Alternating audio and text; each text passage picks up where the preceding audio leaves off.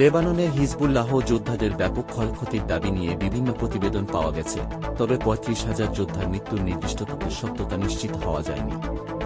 সাম্প্রতিক সময়ে ইসরায়েলি বাহিনীর লড়াইয়ে লেবাননে ৪ দিনে প্রায় ২৫০ জন হিজবুল্লাহ যোদ্ধা নিহত হয়েছে বলে ইসরায়েলি প্রতিরক্ষা বাহিনী দাবি করেছে। এছাড়া বিভিন্ন স্থল অভিযানে ৪৪০ জন যোদ্ধার নিহতের তথ্য উল্লেখ করা হয়েছে। তবে মোট নিহতদের সংখ্যা এবং তা যাচাই করা অনেক সময় কঠিন, কারণ উভয় পক্ষ থেকেই তথ্য প্রকাশে পক্ষপাত থাকতে পারে। তবে সাম্প্রতিক সময়ে ইসরায়েলি বাহিনী এবং হিজবুল্লাহর মধ্যে সংঘর্ষ বৃদ্ধি পেয়েছে।